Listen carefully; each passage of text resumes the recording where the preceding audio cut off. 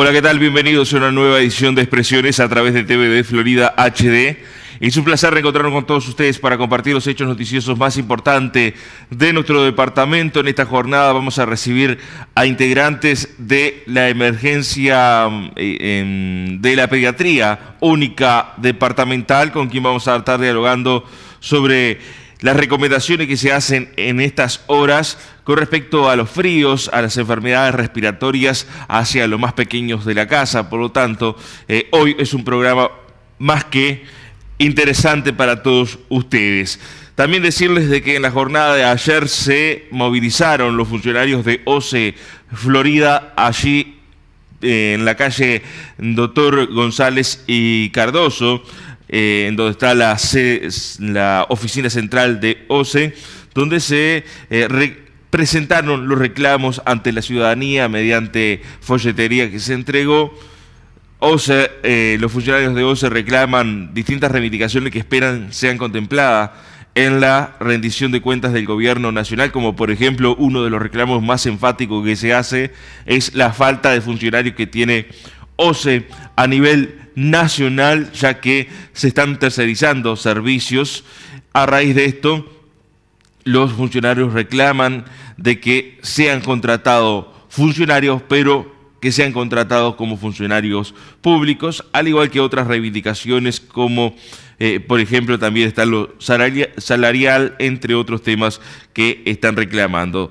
Por otra parte, decirles de que en la jornada de ayer se presentó, como lo habíamos anunciado, la etapa que se disputará en Florida el próximo fin de semana del rally, donde se estará participando de esta actividad Florida los días 23 y 25 de junio. Será la etapa que se estará desarrollando en la ciudad. Estos días tiene como partícipe a nuestro departamento, porque no solamente se va a estar jugando aquí en la ciudad, sino que también en otras localidades también llegará el rally. Ayer en el Salón de Honor de la Intendencia Departamental de Florida se hizo la presentación oficial de esta etapa del rally que se disputará en el departamento de Florida. Vamos a pasar al estado y pronóstico del tiempo para comenzar a compartir esta edición de Expresiones a través de TVD Florida para Florida Satelital. Lejos, el mejor cable. Ya ven ustedes en pantalla el estado y pronóstico del tiempo. Vamos a compartir la palabra de Luis Martínez, quien es el jefe de la Oficina Departamental del Instituto Nacional de Meteorología, que nos brinda el estado y pronóstico del tiempo. Pronóstico meteorológico correspondiente al jueves 15 de junio del 2017. Para hoy, fresco a templado con cielo nuboso, periodos de cubierto, neblinas matinales, con una temperatura máxima estimada de 23 grados para esta tarde, mínima 14 para la entrante madrugada. Los vientos van a estar del norte y noreste moderados y algo fuertes. Para mañana... Pronóstico meteorológico correspondiente al jueves 15 de junio del 2017. Para hoy, fresco a templado con cielo nuboso, periodos de cubierto, neblinas matinales, con una temperatura máxima estimada de 23 grados para esta tarde, mínima 14 para la entrante madrugada. Los vientos van a estar del norte y noreste moderados y algo fuertes. Para mañana viernes, fresco a templado y cálido con cielo nuboso y cubierto, con una máxima de 26 grados. Los vientos seguirán del norte y luego del noroeste algo fuertes. Para el sábado, fresco a templado con cielo nuboso cubierto, con la probabilidad de precipitaciones y tormentas aisladas, con una temperatura máxima de 25 grados, mínima 16. Los vientos van a estar del norte algo fuertes. La tendencia para el domingo, fresco con cielo nuboso y algo nuboso, máxima 20, mínima 16 grados. 07:49 minutos sale el sol, se pone 17:42, la luna se pone 11:57, reaparece 23:24 en fase llena. Con mucho gusto, este ha sido un informe del Instituto Uruguayo de Meteorología.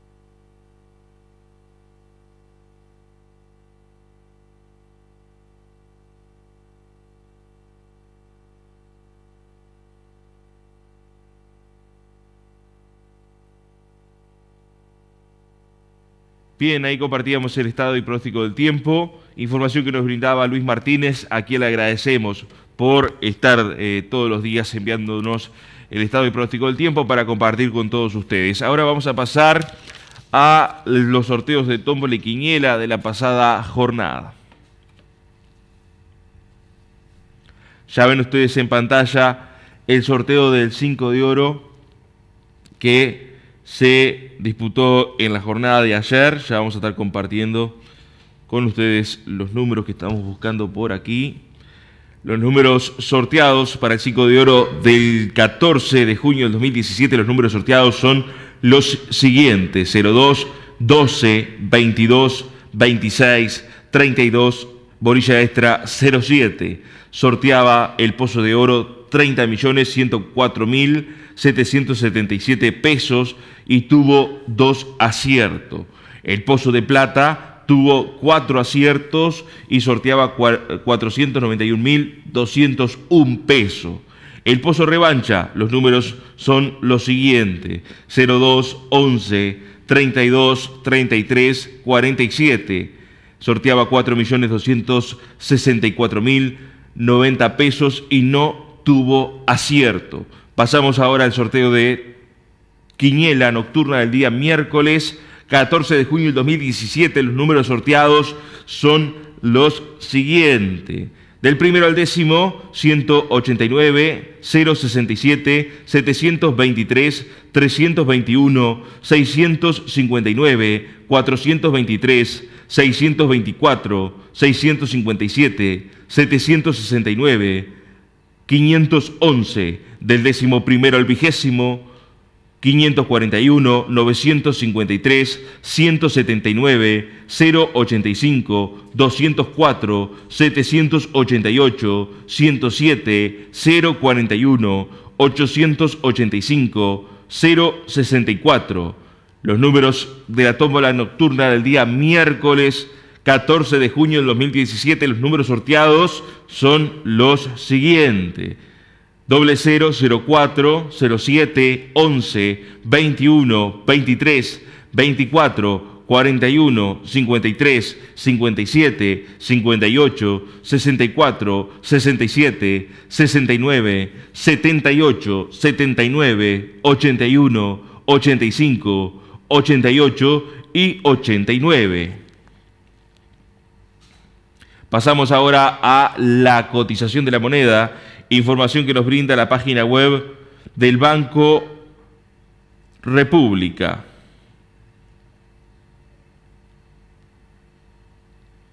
Ya ven ustedes en pantalla la cotización de la moneda para esta jornada. El dólar cotiza 27.95 a la compra, 28.63 a la venta. El dólar euro 28.09, 28.50. El euro 30.57, 32.90. El peso argentino 1.49, 1.99. El real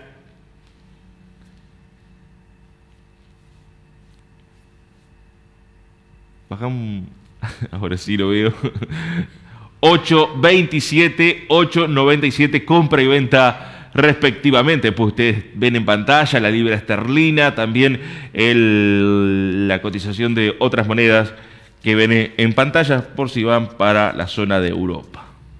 El yen, el franco suizo, el guaraní. Está abajo el guaraní. Bien, vamos a comenzar a compartir información con todos ustedes. En la jornada de ayer, los funcionarios nucleados en FOSE se movilizaron allí en las oficinas de OCE Florida, en Dr. González Cardoso. Allí estuvieron entregando folletería, hubo un paro parcial que se realizó por esas horas de manifestación, donde prácticamente la adhesión al paro fue total de aquellos que podían hacer paro, porque no se dejó de brindar el servicio. Evidentemente no se puede dejar de emitir el servicio de OCE y por lo tanto aquellos que trabajan en las plantas potabilizadoras trabajaron normalmente, y algunas guardias gremiales que se mantuvieron por esas horas por si había alguna rotura o algo por el estilo, que debían de actuar rápidamente. Por lo tanto, se realizó este paro en reclamo de distintas reivindicaciones que llevan adelante para que sean contempladas por parte del gobierno en la rendición de cuentas que se presentará ante el Parlamento en los próximos días. Rendición de cuentas de que en la jornada de ayer por primera vez el ministro de Economía se refiere a la misma, donde, por ejemplo, anunció de que la educación llegará al 5%, de que se aumentará el gasto en 172 millones de dólares y también anunció suba de la recaudación del Estado, distintas modalidades que se llevarán a cabo para aumentar la recaudación del gobierno. Hay algunos economistas que ya han cuestionado esta decisión del gobierno de aumentar el gasto y aumentar lo que es también los impuestos. Por lo tanto, así se ha planteado la rendición de cuentas. Ya el gobierno tendría la mayoría necesaria en diputados para la aprobación. En el Senado no tenía problema porque tiene los senadores la mayoría que le dio el pueblo, pero en la Cámara de Diputados había perdido un legislador que es Gonzalo Mujica, que está más cerca del Partido Nacional que hoy del Frente Amplio. Por lo tanto, esa pérdida del voto le generaba no tener mayoría en la Cámara Baja, pero según la información que ha trascendido en las últimas horas, el diputado de Unidad Popular, Eduardo Rubio, estaría dando su voto para la aprobación de la rendición de cuentas del gobierno nacional. Vamos a compartir la palabra de Sergio Pérez, quien es integrante de FOSE Florida, quien se refirió a esta movilización llevada a cabo y el paro parcial realizado por los funcionarios de OCE. Al igual que todo el país, entre las 11:15 y las 14:15 del día de hoy, nos estamos movilizando, un tanto para poner al día la población de lo que está sucediendo en OCE. Estamos denunciando la falta de presupuesto, acorde a lo que dice el servicio, la falta de personal genuino. Estamos también denunciando la precarización de ciertas tareas, a la falta de personal genuino, tener que contratarse personal tercerizado, el mismo no puede desempeñar las tareas en las mismas condiciones que nosotros, dejando de cubrir algunos servicios como guardias fuera del horario de trabajo, pero a su vez, como clase obrera trabajadora, queremos denunciar que no podemos permitir que haya trabajadores de primera y de segunda, en virtud de que, desempeñando la misma tarea, estos funcionarios tercerizados están cobrando menos dinero que el nuestro, que lo que conseguimos nosotros. Entonces, también contra eso, estamos hoy manifestándolo. La situación particular de Florida también es crítica en el sentido de la falta de personal. Sí, tenemos varios servicios que obviamente no corren el riesgo, pero es porque en base a la voluntad de los funcionarios que ya estamos, que nos multiplicamos para poder sacar el servicio adelante, no corren el riesgo, pero sí son esfuerzos que requieren prestar el servicio como prestamos, con mucho menos personal en cuanto a cantidad y calidad, ¿no? Respecto a lo que se les cuenta de personal, esperan que los planteos sean contemplados, después se hace un paro parcial, se esperan más medidas. Bueno, la idea es que se contemplen los reclamos, creemos que no es fácil, pero para eso comenzamos con estos paros parciales y no se descarta la posibilidad de poder llegar en un momento a ocupar los locales, destacando, como te decía al principio, que el servicio no va a correr riesgo en ningún momento, ¿no? como ha sido costumbre de nosotros. Bueno, arrancamos convencidos de la movilización de que no estaríamos dispuestos a perder ninguno, ¿verdad? Obviamente, esto no se trata de apuntamos a ganar, ¿verdad? Y bueno, fundamentalmente lo que estábamos diciendo, la falta de personal, el presupuesto que tiene que ser acorde para el servicio que prestamos, y más para un servicio tan sensible como es el agua potable y el saneamiento. El tema de estos paros son sorpresivos, estaba anunciado, y cómo ha sido la adhesión aquí. No, la adhesión ha sido buena, Si bien tenemos un servicio departamental bastante complejo para poder llegar a todos lados y poder manifestarnos de una forma, ¿no? Porque cabe destacar que OCE tiene la obligación de prestar el servicio tanto en ciudades capitales como en pueblos que de repente tienen 5 o 6 conexiones de agua. Entonces a veces es difícil llegar al interior, pero en el resto del país se está haciendo el mismo tipo de movilización que para que haríamos algunos escenarios analizados hacia el local, pero están haciendo paro, pueden cerrar, la oficina está cerrada entre las 11:15 y las 14:15, y si la oficina está abierta, los funcionarios que estamos de paro obviamente lo vamos a trabajar. Y un poco lo que te decía, mientras nosotros estamos acá, las plantas de tratamiento se está trabajando, se está cumpliendo el servicio. Cabe destacar que tenemos además una guardia gremial, que el régimen de guardia justamente está trabajando. Si falta agua o hay un servicio de pago se va a atender. Es decir, la adhesión va más allá de lo que se puede ver acá. Pero es justamente porque estamos cubriendo servicios que no estamos todos acá. La jefa se está manifestando, recién habíamos aquí afuera o está acá. No, la jefa es una compañera más de uno y está manifestándose con nosotros. ¿Sí? Bien, ahí escuchábamos a Sergio Pérez, quien manifestaba de que no se descarta de que los locales de OCE sean ocupados, y además allí se refería a la manifestación de la jefa de OCE, que nos llamó la atención porque cuando se aproximaron las cámaras se ingresó para adentro y por eso nos quedó esa duda si se estaba manifestando o no. En definitiva se estaba manifestando la jefa de OCE, lo único que cuando llegaban las cámaras se metía para adentro del local de OCE. Otra información para compartir con ustedes: en la jornada de ayer se realizó el torneo departamental de atletismo.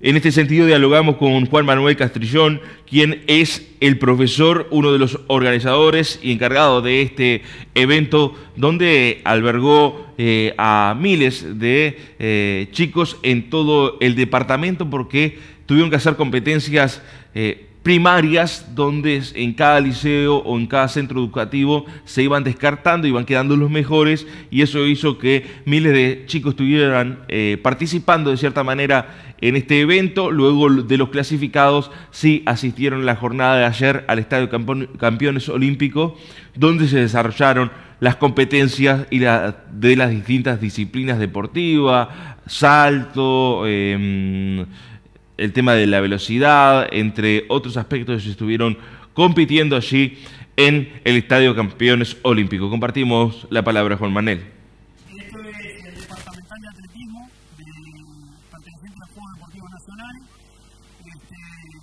Es una instancia en la que participan muchos alumnos de secundaria, de UTU, los dos colegios privados de Florida, CECAP y también la Escuela Deportiva de la Intendencia Municipal de Florida. Son 3 categorías. La primera categoría son todos los chicos que no cumplen 15 años, es decir, son todos los 2003, 2004, 2005. La segunda categoría comprende los chicos del 2002 y 2003. Y la última categoría, del 2002-2001, y la tercera categoría son todos los chicos 2000, 99 y 91. En atletismo sí, salto largo, velocidad, resistencia, salto alto tuvimos también, lanzamiento de bala, e incluso vamos a hacer también hay, porque en las escuelas deportivas existe lanzamiento de jabalí. Venimos a decirte acá en el departamento de Florida movemos miles. Hay una cosa que es bueno resaltarla, y es que todos estos chicos que llegan acá a esta instancia han tenido en sus propios liceos una etapa anterior, que es el campeonato interno de cada liceo. Que eso, si nosotros lo llevamos en la realidad, son muchos chicos que participaron antes de llegar acá para que ellos llegaran a representar a su liceo. El primero y el segundo de cada disciplina acá clasifica a la etapa regional. El regional de Florida está comprendido con los departamentos de Durazno, Flores, Florida y San José. Quienes salgan primero y segundo nuevamente en esta instancia van al campeonato nacional y ahí participan los ganadores de cada una de las regiones de todo el país. Creo que es un nivel medio. Que viene mejorando con lo que con lo que se ha logrado a través del proyecto como tiene en este momento la Intendencia y el PDA, que es un proyecto de atletismo departamental, y que además es bueno porque no solo está en Florida, sino que está en las ciudades del interior. Eso hace que el nivel levante. Hay una cosa que creo que tenemos que ser bien claros. Los profes de educación física de los liceos trabajan mucho en esto, pero cuando hay escuelas deportivas de un determinado deporte, evidentemente van con otro nivel. Entonces, hay lugares en el país donde el atletismo está más arraigado y son los lugares que están despegados de esta actividad. Ahora, Florida, por ejemplo, deportes como fútbol, como handball, está en otro nivel. Podemos decirte que está en los primeros lugares a nivel nacional continuo. Todos sabemos que hoy en día es difícil traer los chicos a hacer deporte, pero este tipo de instancias yo creo que nosotros tenemos que bregar para que este tipo de instancias sigan siendo realmente importantes, porque esto trae a los chicos al deporte y los chicos del deporte sabemos todos los beneficios que esto tiene, ¿no? Además, participan chicos de otras localidades que a veces no tienen esa posibilidad de conocer, por ejemplo, el estadio campesino. Sí, no, eso ni hablar, ¿no? Todos los chicos que vienen del interior del departamento, igual que cuando nosotros vamos con los de Florida a lugares del interior que también tienen sus cosas muy, muy lindas y muy buenas de ver, siempre para eso es una instancia realmente productiva. Además, el deporte no sale tan bien, a veces se hace publicidad de sin lugar a dudas. Creo que es una cosa que deberíamos tener un poco más de apoyo de que hay realmente al deporte, sobre todo en infraestructura y ese tipo de cosas que a veces vemos que lo que cuesta, y realmente apoyar porque son políticas que realmente son efectivas frente a ese tipo de problemas que tú planteas. Se desarrolla día a día la tarea del profesor de distintos liceos, que a veces el material con el que cuentan es bastante potente. Bueno, ahí los profes realmente son los pumas en ese sentido, porque cada uno tiene que buscar la manera de hacerse el material, porque en realidad no viene material de las instituciones, no lo tienen, las instituciones no cuentan con material y además no cuentan con un aspecto económico que lo pueda hacer. Y cada uno de los profes va buscando alguna instancia, algunos a través de colectas, otros a través de material propio, pero en realidad esto es sacarse el sombrero, la cuestión de que los profes son quienes realmente consiguen sus cosas para poder trabajar. Porque ellos tienen una cuota bastante importante. Creo que sí, que los profes de educación física en eso tienen un máster, todo.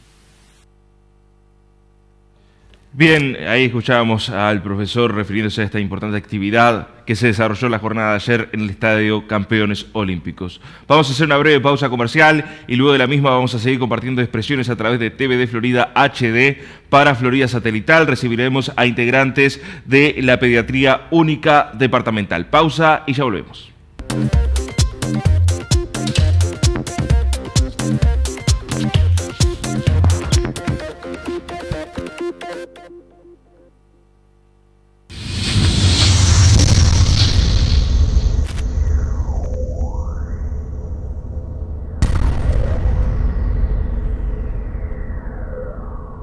TVD Florida, el nuevo canal.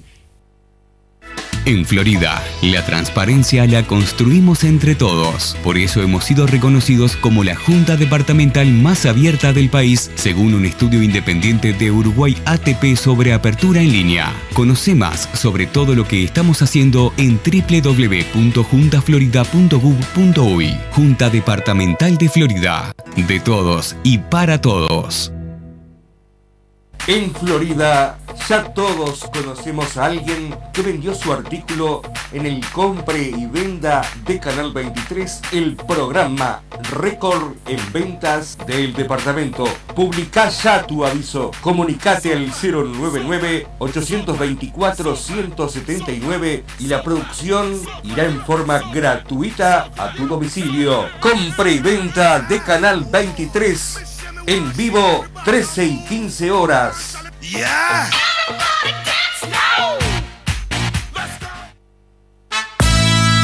¡Vamos, TVD todavía! ¡Y que nadie se quede!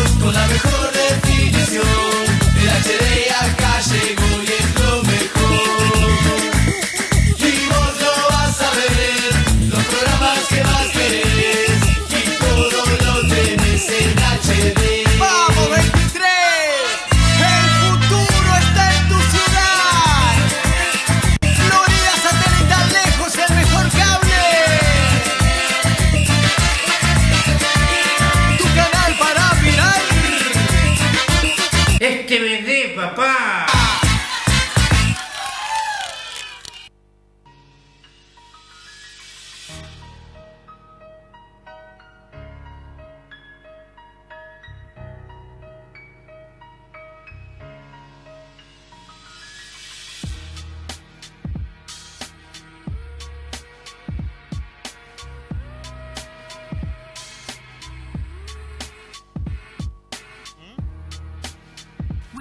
Campaña Jerónimo de Canal 23, aludiéndose a toda esta tarea de ayudar a nuestros hermanos salteños.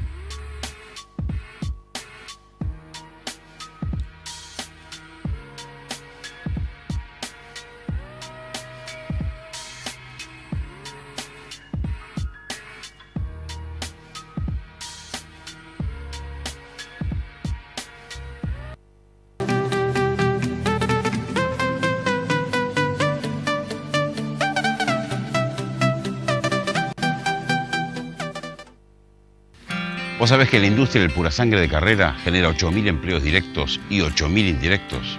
Y además hay 50.000 personas ligadas de una u otra manera a esta actividad. Y además es la industria que brinda más oportunidades a los ciudadanos más humildes de nuestro país. Aquí no hay máquinas, estamos nosotros y nuestros caballos. Sí, somos el Uruguay del pura sangre de Carrera. Nuestro orgullo y nuestra pasión.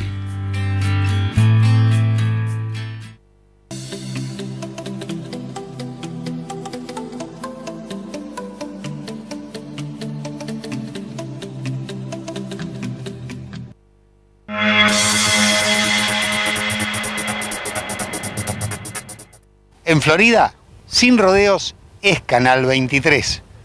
Porque la información que importa debe estar en lugares importantes. Sin rodeos, los sábados a las 11 de la mañana en Canal 23. Después, no diga que no le dijimos.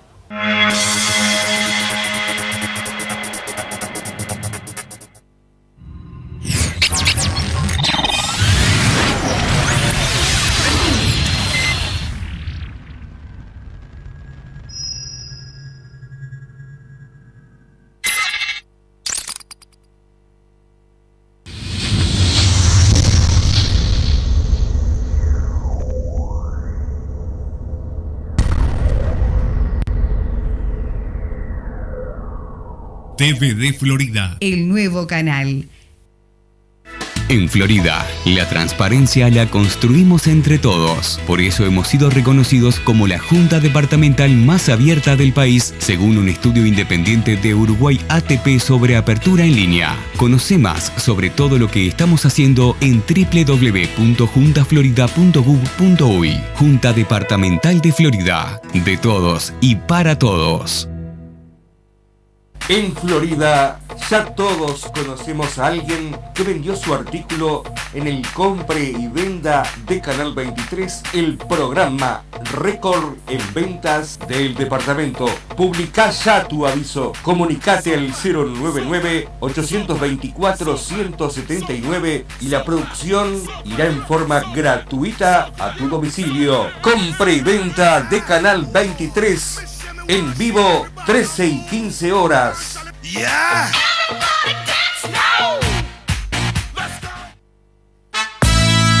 ¡Vamos, TDD todavía! ¡Y que nadie se quede! ¡Hay HD para mirar! ¡El 23 de papá! Y vos decime qué se siente mirar tu tele en HD con más programas y noticias, un canal pensando en tu hogar. El 23 está con vos, con la mejor definición. El HD acá llegó y es lo mejor. Y vos lo vas a ver, los programas que más querés, y todo lo tenés en HD. ¡Vamos, 23! ¡El futuro está en tu ciudad! Florida Satelital Lejos, el mejor cable. Tu canal para mirar. Este BD, papá.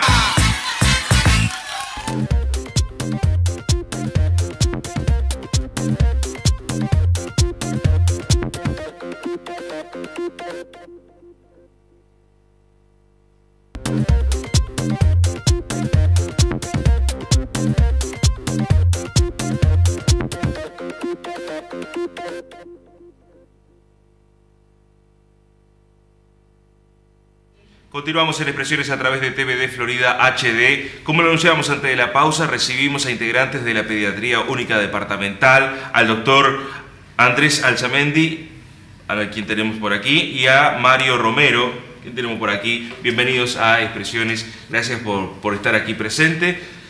Gracias por informar a toda la población sobre en qué se está trabajando. Sabemos que se ha generado mucho vaivén en su momento sobre la pediatría. Hoy ya están dando este nuevo proyecto, pero antes bienvenido, ¿cómo andan? Bueno, muchas gracias por la invitación.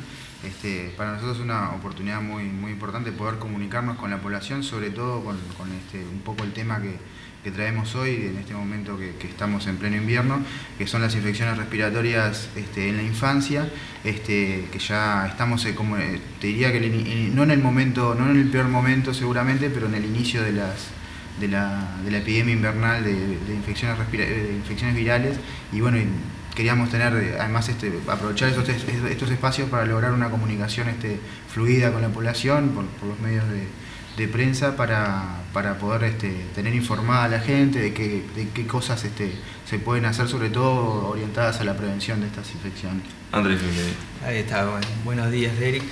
Sí, justamente como decía Mario, bueno, nosotros estamos empezando en esta, como quien dice, nueva etapa en Florida, y justamente una de las cosas que queremos comenzar a realizar es un acercamiento con la población, en la medida de lo posible poder informar y educar un poco a nuestros padres y nuestros niños como forma de prevención, ¿tá? De diferentes cosas, y en este caso, en esta época que estamos ya en la época invernal, que si bien no se están dando los números que indican los picos máximos de consultas, de internaciones, de ocupación de camas de CTI, que es lo que pasa en el invierno, pero ya como que estamos en la época invernal, eso no cabe duda, ¿no?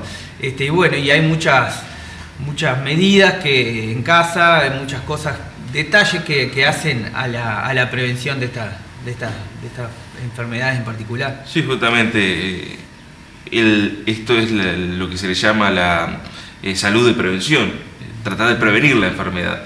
Justamente, ¿cómo se puede hacer para prevenir esas enfermedades respiratorias que a veces sufren los chicos? ¿Por qué se generan y cómo se pueden evitar? Bien, lo primero que cabe destacar es que en realidad, sobre todo los niños pequeños y sobre todo cuando se empieza la escolarización, bueno, se da una etapa de socialización, ¿no? Donde diría que es inevitable que se tengan infecciones respiratorias. De hecho, los niños pasan muchas veces frecuentemente el invierno con mocos y tos, y no es una situación anormal, y es lo que le pasa prácticamente a todos los niños, sobre todo en la etapa de iniciar el jardín. Depende mucho de la edad en que se inicia. A veces, como cada vez se inicia a edades más tempranas, a veces ese periodo de socialización es de repente con meses, y bueno, y genera que un bebé pequeño tenga infecciones respiratorias virales quizás antes. Pero de todas formas hay algunas cosas que son como básicas para lograr evitar o disminuir al máximo la posibilidad de tener infecciones, que una en particular es la vacunación. El Uruguay tiene un esquema de vacunación que es excelente a nivel, por lo menos latinoamericano, es de los mejores, y en la vacuna, en ese esquema de vacunación hay vacunas que previenen infecciones respiratorias, sobre todo infecciones bacterianas. Tenemos muy buena vacunación, pero tenemos una dificultad, una muy buena cobertura, todos los niños se vacunan. Ahora, la dificultad es que no se vacunan a tiempo, se vacunan a destiempo por diferentes razones, y bueno, hay que buscar que si las vacunas son de los 2 meses, dársela a los 2 meses, porque si se le da a los 4, en realidad pasó un periodo de tiempo sin generar la protección para las enfermedades que previenen las vacunas que se dan a los 2 meses, por poner un ejemplo. Después hay algunas otras vacunas, como la vacuna antigripal, que también el Ministerio de Salud Pública la recomienda, que ahí cabe destacar que hay algunos detalles. Siempre está el tema de, bueno, me vacuné, igual tuve la gripe. Es una vacuna bastante compleja se da en un momento del año donde es muy difícil no tener una infección respiratoria, por lo cual existen cientos de virus más que provocan cuadros similares a la gripe o resfríos, porque una cosa es la gripe y otra cosa es el resfrío. Muchas veces lo que ocurre es que las personas cuando se vacunan se resfrían. De hecho, la mutación de los virus que se va dando, año a año la vacuna va cambiando, justamente por eso también. Exacto. Y de hecho, incluso la vacuna puede generar un par de días de mocos y tos, que en realidad es por la respuesta inmune. De hecho, si tenés esa reacción, quiere decir que tu sistema inmune está respondiendo y está generando respuesta. Y además cabe destacar para todas las vacunas que a veces nosotros, al promover las vacunas como un elemento de prevención muy importante, a veces nos olvidamos que cómo lo transmitimos. En realidad las vacunas no dan superpoderes, digamos. La mayoría de las vacunas lo que hacen es prevenir las formas graves de la enfermedad y disminuir la circulación de los virus o las bacterias en la población, lo que genera una disminución de las infecciones, y eso está bastante probado en prácticamente todas las vacunas. Esto también, para aprovechar un poco este tema de las vacunas, hay incluso una estrategia que los recién nacidos no se pueden vacunar con la vacuna de la gripe, pues para mayores de 6 meses, nosotros la recomendamos de 6 meses a 5 años, que es el grupo de riesgo de niños, y algunos niños con enfermedades respiratorias sobre todo, y algunas otras enfermedades como el asma. Pero en los recién nacidos o los niños pequeños no se pueden vacunar, la estrategia es que se vacunen los adultos que están alrededor, justamente para disminuir la circulación del virus. Incluso eso para la gripe y para la tos convulsa. Eso es una estrategia que se ha visto que tiene muchos resultados. La tos convulsa además es una enfermedad, es bacteriana, no es viral, pero se dan casos todos los inviernos, que es potencialmente grave, sobre todo para los niños más pequeños y los recién nacidos. Sí, que tienen la defensa prácticamente recién comenzándose a desarrollar. Exacto. Entonces, bueno, por lo menos empezando por las vacunas, en términos de prevención, eso sería como los aspectos ahí está. hay también medidas como por ejemplo la buena higiene de manos, que es una estrategia fundamental para evitar los contagios, ¿tá? Los contagios no solo es que alguien que está resfriado o engripado cursando un curso respiratorio te estornuda, te tose arriba, sí. Sino que bueno, buscando elementos. Ahí está, los elementos, los fomites que se llaman, que son cosas que se contaminan, y bueno, y las manos son los transmisores. El alcohol en gel. El alcohol en gel es una estrategia muy buena que creo que hace unos años que hay como un boom de alcohol en gel, que está bien que se haga, que se haya impuesto, digamos, en la sociedad, acostumbrarnos a utilizarlo, ¿tá? En los hospitales se usa. En las oficinas públicas, en las algunas públicas, ahí está. Bueno, porque bueno, es una medida fácil, práctica de el alcohol combate directamente a los gérmenes, y bueno, es una medida más fácil, ¿no? De no tener, bueno, después el lavado de manos práctico, clásico, algo ¿no? práctico, Claro, algo en el momento. Bueno, la interna de los servicios de salud también se ha impuesto bastante el tema, porque de hecho los trabajadores de la salud muchas veces somos transmisores de enfermedades. Y son muy propensos también a sufrirlas, ¿no? Porque sí, tienen contacto directo con... También, sí, claro. Pero bueno, en este caso hay incluso un montón, incluso un día, la Organización Mundial de la Salud tiene un día dedicado al lavado de manos, para promover el lavado de manos, y no solamente el lavado de manos en el sentido de la casa de uno, sino en los servicios de salud, porque de hecho estar en un servicio de salud ya implica tener un riesgo más. Sí. Pasa muchas veces cuando se toma la decisión de internar a un niño. En realidad los niños no tienen que estar internados, y hay que medir bien los riesgos-beneficios. Lo ideal sería si no es necesario, no internar a un niño, por ejemplo. ¿Por qué? Porque lo expones a más riesgo de tener infecciones, enfermedades infecciosas transmitidas incluso por el personal de salud. Claro, el tema del contacto con otros enfermos, también puede haber un intercambio de virus. Sí, entre el que está enfermo con otro más que está enfermo, puede haber allí una complicación. Ahí también un poco pensando, no solamente en el lavado de manos, sino en el contacto, digamos, entre las personas. Sí.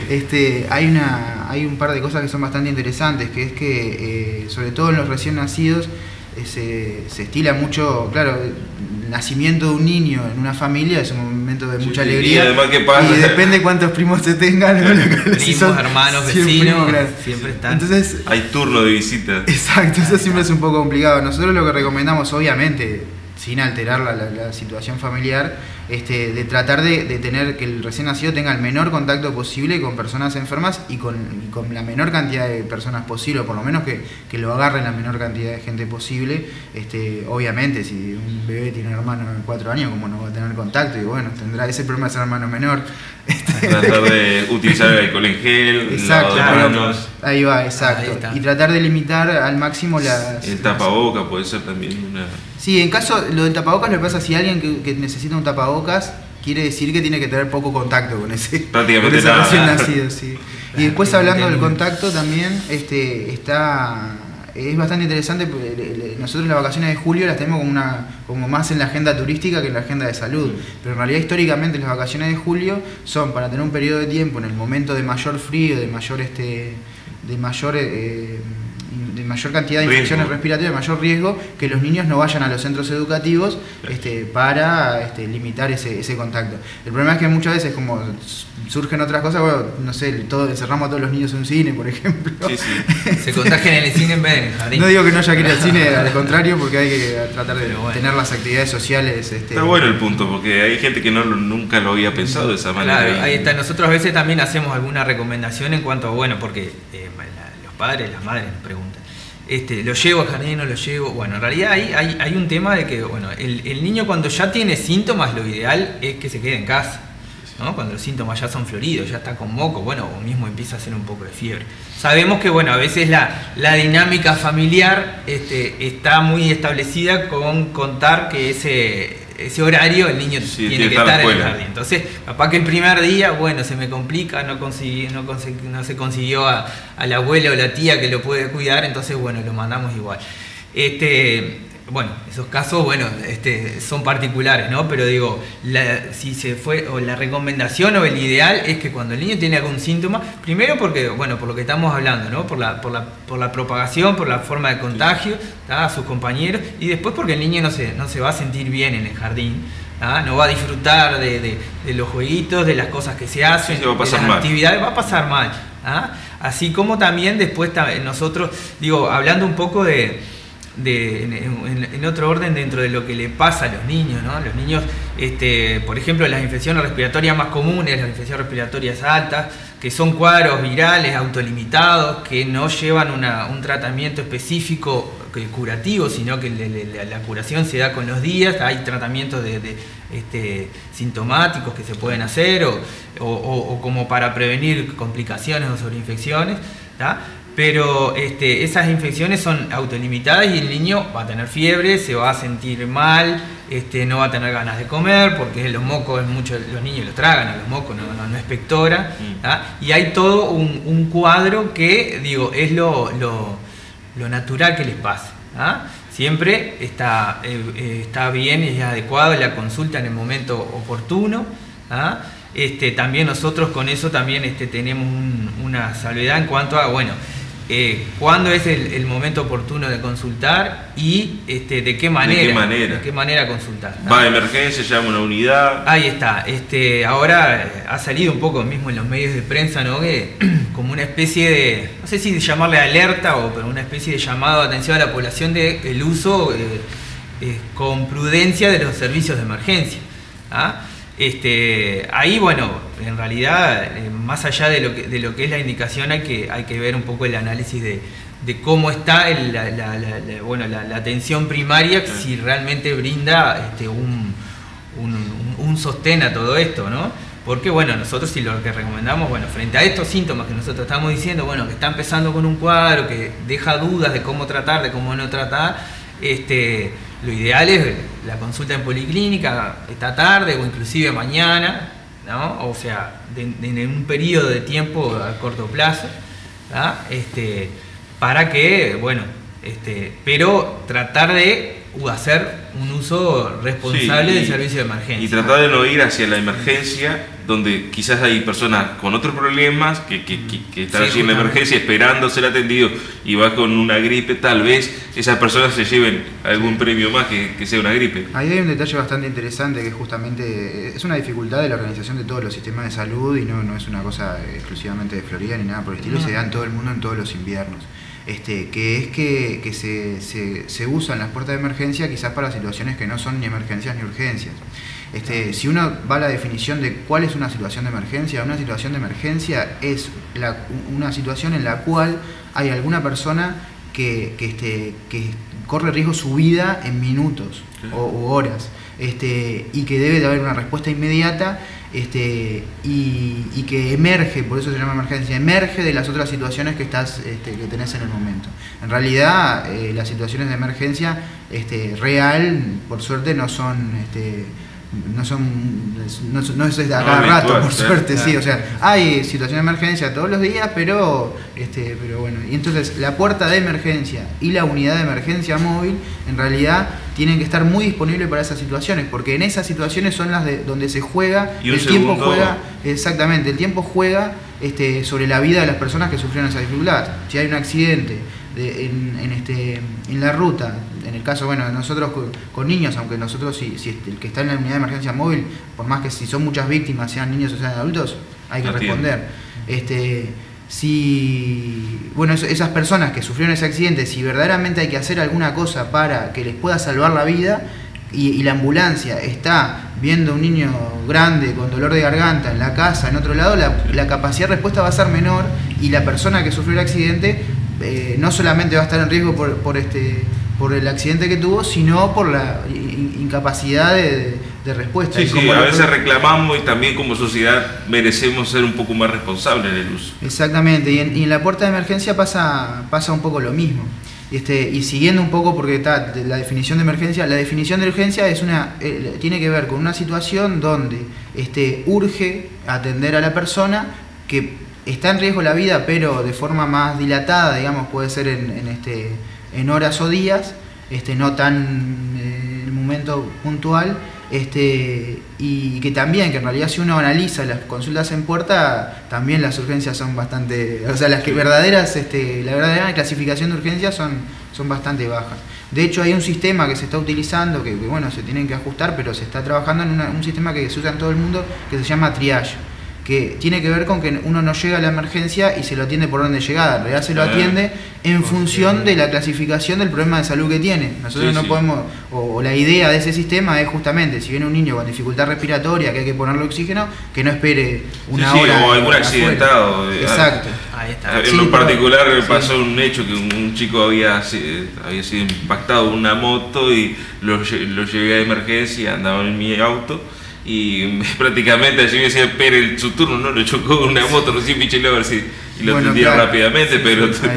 Bueno, el triage funciona un poco así, o sea, el triage funciona un poco así, por lo menos se hace una primera aproximación y se define, bueno, se queda adentro o espera, esa es un poco la idea, y que se usa sobre todo en los centros asistenciales grandes. De hecho, si no se usara de esa manera, tenés la dificultad que dejás afuera niños que de repente ya le podrías empezar un tratamiento y ya le podría, que seguramente tenga repercusión en la evolución de la enfermedad. Nosotros tenemos claro que a veces es difícil el acceso en el día a policlínicas, pero bueno...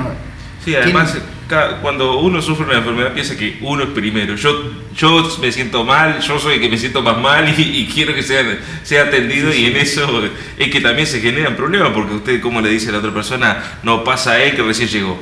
Sí, claro. Somos complejos los uruguayos. No, pero también hay una cuestión cultural de que hay una situación, y en el Uruguay es bastante marcado, de medicalización de la sociedad. O sea, en realidad los médicos seguramente seamos menos necesarios de lo que es, de las expectativas que se generan los médicos, digo, los profesionales de la salud en general, porque a veces se recurre al médico en situaciones que quizás antes los resolvía la familia. Hay gente que con solo la visita al médico, con solo el diálogo con el médico ya se siente mejor. Sí.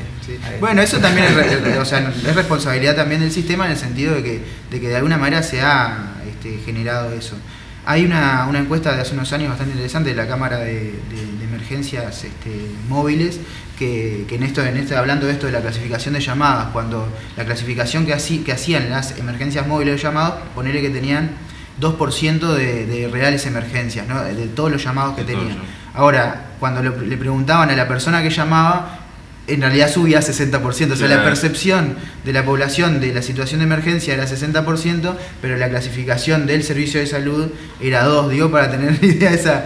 Siento que me muero, el famoso... No, o sea, la cuestión es llegar a ese punto, pero claro, estoy mal, pero quiero que me atiendan. Bueno, claro. No, también hay un tema con hoy en día, que hay fácil acceso a documentos, a información, ¿no? Y que bueno, eso tiene su doble lectura, ¿no? Está bueno que todos podamos acceder a información, pero a veces las cosas confunden, a veces las fuentes tampoco no son las más, no son 100% confiables, y pasa una cosa práctica que pasa mucho, por ejemplo, con la fiebre. Yo tengo una percepción, yo soy muy nuevo en esto, pero me acuerdo de cuando éramos chicos. Antes bajaban la fiebre y o sea, hay como mucho menos tolerancia a ese síntoma que es muy común, que es raro que un niño, por ejemplo, un preescolar, un escolar, no tenga fiebre en un año por alguna causa. Es más raro que tenga, ¿no? Porque el punto de partida es el síntoma de muchas enfermedades. Entonces digo, no es una generalización, pero pasa mucho bueno, ya tiene fiebre, nos vamos a la emergencia, ¿no? Y es una medida... Antes la abuela le daba alguna cosa. Yo creo que se bancaba mucho más, y digo, bueno, ya cuando como que el límite de preocupación estaba un poco más en el tiempo, ¿no? Un poco más dilatado, o sea, se hacían algunas cosas más. No queremos decir con eso, no estamos culpando a las personas bueno, no tenés que consultar. No, obvio, porque tampoco nos vamos a ir para el otro extremo, ¿no? Sino que tratar de medir en su justa medida cuándo se necesita emergencia y cuándo tal vez se puede esperar un poquito. Ahí está. Y que todos, o sea, una cosa que me parece importante es que los recursos en todos los ámbitos de la vida, pero en la salud en particular, son limitados, pero no son infinitos, digamos, por decirlo de alguna manera. Entonces importa mucho cómo se usen, si pueden estar disponibles en los momentos necesarios o no. Digo por lo que explicaba de las emergencias, o sea, la unidad de emergencia móvil tiene que estar disponible para la situación que emerge, que es una emergencia. Si se la usa para otras cosas, no quiere decir que esté mal, porque puede haber muchas situaciones donde hay que definir la situación y la ambulancia tiene que ir y definir la situación, pero si se sobrecarga de esa manera, la respuesta a otras situaciones va a ser peor, digamos. O sea, ir a la emergencia prácticamente está no recomendable. Otro aspecto para tratar de que si estás sufriendo una enfermedad no sea transmitida hacia otros niños, o cómo prevenir esa enfermedad para que no ocurra, por ejemplo, el tema de los lugares donde hace calor, salir hacia el interior, a qué hora pueden jugar en la calle, qué horas no pueden jugar en la calle, por ejemplo, por los fríos.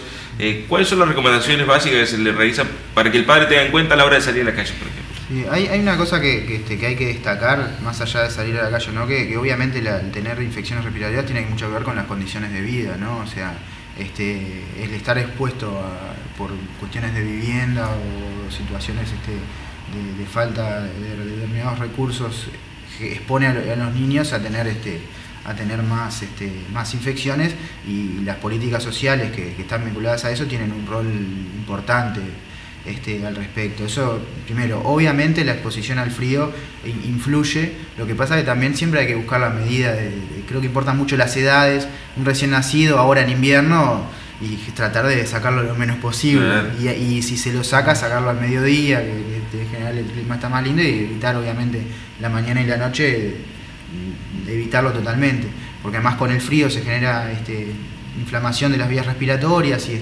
es más difícil para las vías respiratorias defenderse frente al contacto de un virus, y se lo expone. El nivel más grande que tiene actividades, bueno, siempre riesgo-beneficio, o sea, no vas a un chiquilín que va a la escuela y que va al baby fútbol y si está bien no lo vas a encerrar, yo que sé, lo abrigarás bien y irá a la práctica del baby fútbol, ¿no?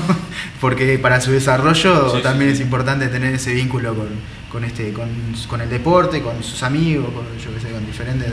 Digo esto porque a veces uno transmite que hay que cerrarlo. No lo saque. No, al contrario. Tenerlo en cuarentena tiene que hacer un reposo. Por eso, tampoco la idea de generar así terrorismo o que las cosas que son parte de la vida hay que hacerlas. Lo que sí, transmitir eso, de repente la preocupación mayor de nosotros son los niños más pequeños, que muchas veces, justamente por todavía no estar en ese periodo de socializar las enfermedades, digamos, y tener una respuesta inmune más eficaz, están más expuestos a tener infecciones más graves, pero no sé eso, digo, para no pasarnos tampoco por otro lado. Pasarnos de la raya. No, después hay recomendaciones a nivel del hogar, que siempre hacemos, porque en realidad cuando hay lo que se llama un ambiente viral, un ambiente gripal en la casa, bueno, hubieron unos días en particular que yo me acuerdo que hablaba con la gente y que causaba un poco de risa. Bueno, si sale el sol un día de estos, abrí y ventilá,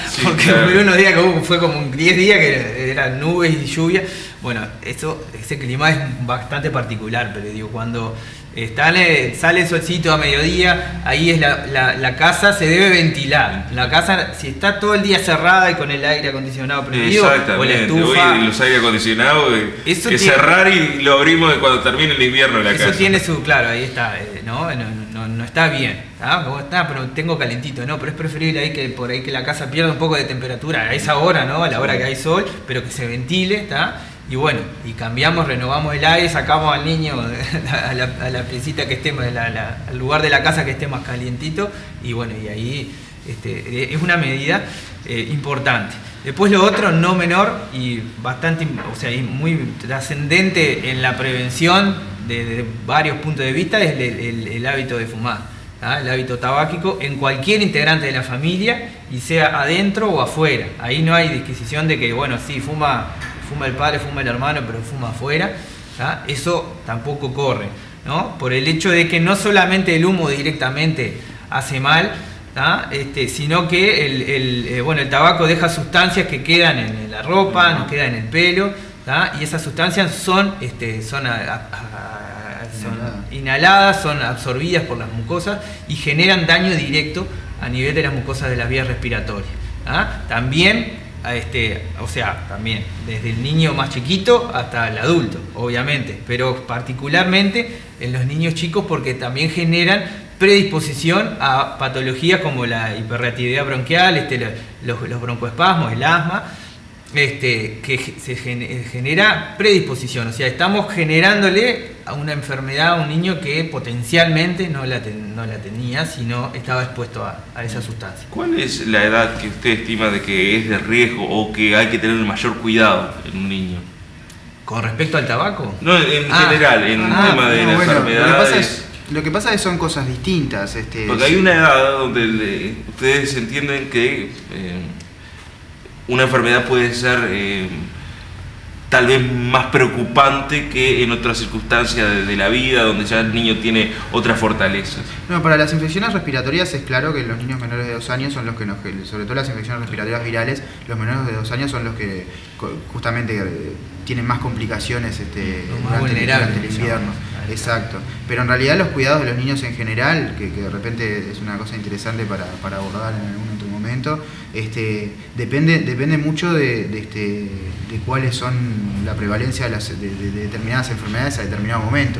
En los niños escolares y adolescentes, por ejemplo, en realidad si uno piensa en cuáles son las cosas que les hacen más daño y los accidentes en general, por ejemplo. Accidentes. Claro, o sea, que cambia la edad, del año, ahí va, de 1 año a 30 años en el Uruguay, los uruguayos nos morimos o de accidente de tránsito o de suicidio.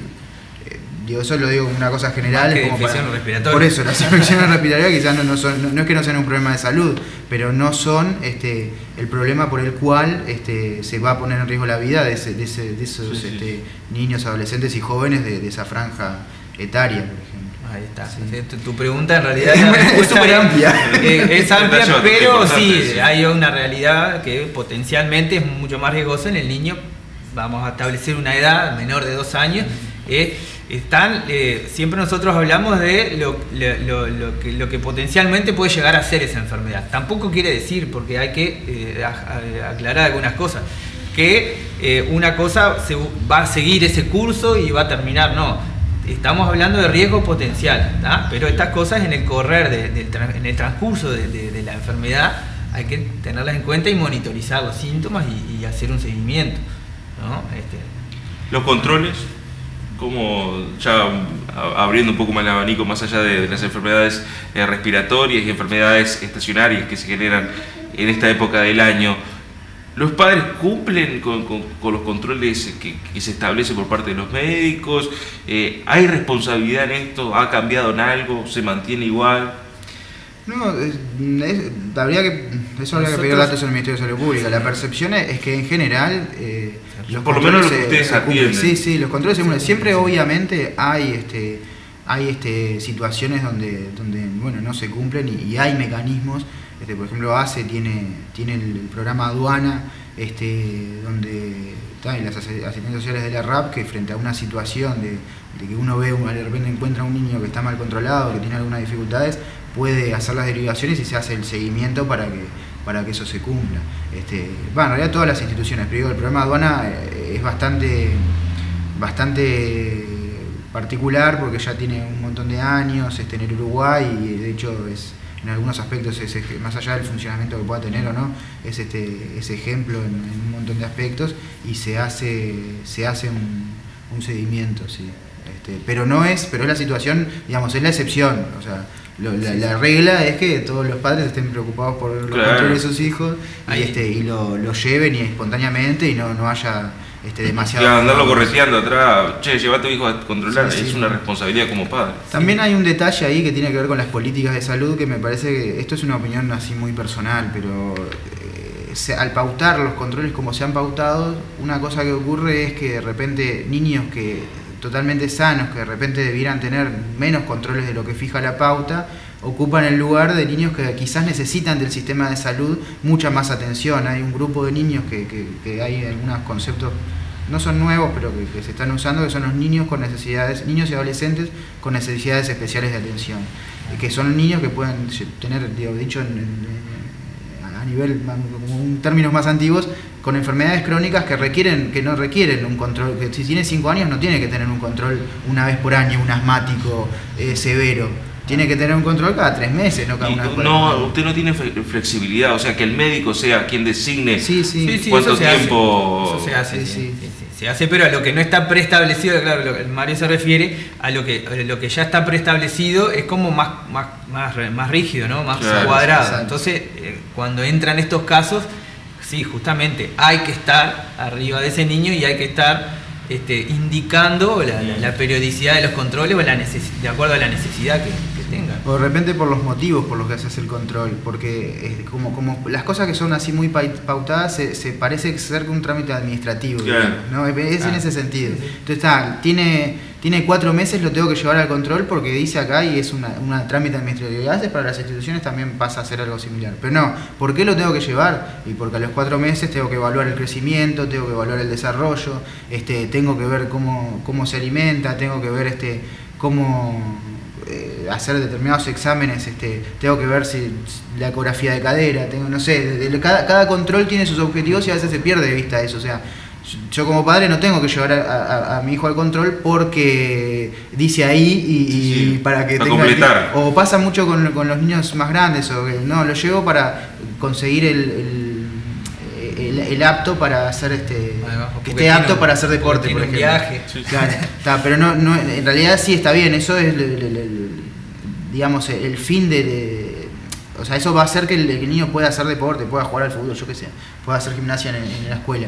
Pero en realidad hay todo un proceso que se debe hacer y cosas que nosotros debemos vigilar del desarrollo, de la salud del niño, que en definitiva son mucho más importantes que el trámite administrativo, digamos, de firmar un carnet, ¿se entiende? Es una vigilancia esa palabra. Sí, pues, a veces pasa también hasta con el carnet vacuna. Te vas a inscribir, yo qué sé, al liceo o a la escuela. Te falta una vacuna, bueno, date la vacuna porque... Claro, no es porque te falta la vacuna, en realidad es porque no estás protegido, depende de la edad, ¿no? Pero no estás protegido contra determinadas enfermedades, más allá del trámite burocrático, digamos, o de firmarlo, ¿no? A veces se pierde de vista eso es Sí, exactamente. El tema de los chiquilines es un tema muy amplio, donde cada paciente debe tener su realidad y cada paciente debe tener su abordaje, y me imagino que a ustedes lo debe apasionar esa tarea que realizan, porque atrás de cada niño no es fácil lidiar con un niño cuando está enfermo, está molesto.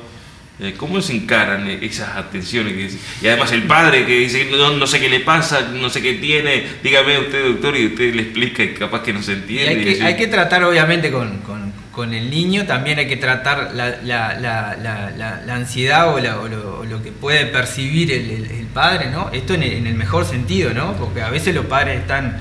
No queremos decir con esto que siempre se preocupan mucho, ¿no? Las preocupaciones son reales, siempre, frente a cualquier cosa que le pasa a nuestros niños, siempre te vas a tener una preocupación, ¿tá? Entonces, bueno, nosotros tenemos que tratar de transmitir la confianza, sobre todo, ¿no? De que lo que estamos haciendo es lo mejor que le estamos haciendo para él. Muchas veces genera hasta discusiones con nosotros o enfrentamientos con el personal de enfermería. Sí, porque yo me imagino si los maestros que a veces le ponen una mala nota tienen problemas con algunos padres, ¿no? Me imagino los médicos en esos momentos que son difíciles en algunas ocasiones, que se tienen que enfrentar a una situación... Sí, igual hay varios aspectos ahí que tienen que además son medio a nivel normal, mundial también. O sea, la salud, el ámbito de la atención médica es un ámbito de conflicto. O sea, eso es así, no es Yo una vez fui a un congreso de medicina interna bastante interesante que llevaron a Barrán, que es José Pedro Barrán, que es un historiador que se dedicó mucho a medicina, y él comentaba que no debe haber situación que genere más ansiedad para una persona que tener una consulta médica, poniéndome, ¿no?, en el lugar de paciente, ¿no? Porque no sabes qué te van a decir, qué por más que tengas todo bien o que te sientas bárbaro. Es un momento de mucha ansiedad, y los profesionales tenemos que ser muy conscientes de eso y mantenernos justamente como profesionales, o sea, y entender cuál es la situación de la familia. Y yo creo que ahí la comunicación es súper importante, o sea, pero no la comunicación en el sentido no solamente explicar y bueno, si las personas entendieron o no entendieron, no, tratar de conocer cuáles son las inquietudes, porque a veces conociendo o tratando de entender cuáles son las inquietudes puedes lograr una mejor atención del niño. Y además, y lo otro que me parece súper importante es considerar al niño, que eso a nivel social es muy difícil, pero considerar al niño, el niño es un ser humano que tiene sus derechos, que tiene sus opiniones y que frente a cualquier situación hay que hablarle al niño, o sea, a veces son... El sujeto de derecho. E incluso el bebé, yo siempre digo un poco en broma que está bien, no le vas a explicar al bebé determinadas cosas, pero en realidad el bebé reconoce la voz humana, todos los seres humanos tenemos, venimos con ya la posibilidad de escuchar voces, de reconocer caras, y de hecho eso se da al poco tiempo de nacido, incluso quizás antes, porque la voz de la madre, el olor de la madre, bueno, de la madre porque generalmente está más presente, los padres tenemos complicaciones, pero del padre también, se empiezan a desarrollar esos tipos de cosas. Y si vos al bebé también le transmitís tranquilidad y le hablás, y si tiene un dolor va a seguir llorando seguramente, pero tenés que buscar la manera de darle seguridad también al niño. Niño más grande, bueno, hay otras estrategias, yo que sé, conversar de otras cosas. Algún dulce. Bueno, hay muchas cosas que tienen que ver con la analgesia para determinados procedimientos que se usan, bueno, la teta en el caso de los lactantes, pero suero glucosado para que el bebé sienta un sabor en particular en la boca. O sea, hay montones de estrategias que es nuestra responsabilidad de usarlas, pero sobre todo la comunicación es lo fundamental, o sea, y sobre todo eso de que hablábamos, respetar las inquietudes, por más que las inquietudes de que tenemos enfrente quizás no sean las mismas que tenemos los profesionales de la salud, respetarlas y buscar cómo hacer para congeniar y tener como objetivos comunes, porque a veces está el tema ese de que yo creo que está cambiando en algunas cosas, alguien puede decir que para bien, para mal, yo qué sé, pero una cosa que está cambiando es que los médicos tenemos que ser muy responsables, muy claros en eso, es que por suerte cambió esa figura del médico que lo que dice es verdad. A mí me parece que por suerte, porque en realidad hay un montón de fuentes de conocimiento, de cosas que incluso en medicina hay pocas cosas que están verdaderamente probadas y que son recomendaciones que decís, esto es una recomendación. No fumar al lado del bebé, eso es una recomendación que no va a cambiar en 200 años, pero la mayoría de las cosas en medicina van cambiando. Antes los bebés se les recomendaba dormir boca abajo, ahora se les recomienda dormir boca arriba, que eso también hay muchas evidencias de que es cierto, ¿no? pero bueno, de repente en 50 años se está diciendo otra cosa. Entonces tenemos que ser muy conscientes de que el conocimiento es cambiante, de que no tenemos la verdad absoluta y que tenemos que negociar con... Pero tampoco es leer en internet. No, pero yo leí en internet tal cosa, mi hijo debe tener tal otra. Bueno, pero lo que decía la confianza, generar confianza en a la comunicación. Porque mire que hoy el internet parece que es el doctor en casa, ¿viste? A veces pone dolor de cabeza, dolor de garganta, tengo tal cosa. Bueno, pero es inevitable, eso es parte de las reglas del juego. Hay estrategias, ¿no? Por ejemplo, a veces tomarse un tiempo para decir, bueno, a ver, preguntarle a la madre, el padre que va con el niño, ¿qué es lo que realmente a usted le preocupa de este caso que tenemos acá? ¿Qué es lo que a usted le preocupa? ¿No? Porque las preocupaciones vienen, ¿tá? Entonces, bueno, tal cosa, bueno, esto, ahí es donde ahí realmente nosotros tenemos la capacidad desde el punto de vista formativo, no porque seamos superhéroes, ¿no? Pero bueno, frente a eso que a usted le preocupa, vamos a hacer tal y tal cosa o no vamos a hacer tal y tal cosa, porque a veces también esto tiene varias cosas. A veces nosotros tenemos especial cuidado y hay protocolos para no hacer cosas que no se deben hacer, ¿tá? Como para también no saltearse cosas que se deben hacer, como para no hablando mal, comerse nada, ¿no? Sí, que quede algo en el tintero. La cosa, claro, ahí está, ¿no? Entonces, a veces una causa de no discusión, pero es que de esa preocupación que estamos hablando, bueno, es quiero que le hagan tal cosa, ¿no? Porque vienen, entonces, está bueno, pero si no le hacemos eso, hay un porqué. O al revés, no quiero que lo pinche. Sí, bueno, explicarle claramente los procedimientos que se realizan. Quizás para poner un ejemplo. Sí, hay que explicar, totalmente. vinculado a las infecciones. Hay un ejemplo bastante interesante que tiene que ver con las infecciones respiratorias, que es la tos. Muchas veces la preocupación en el contexto de una infección respiratoria es la tos. Que sobre todo en los niños pequeños la tos puede llegar a ser complicada, pero en niños más grandes no tienen mucha riesgo para nada. Pero ¿qué ocurre?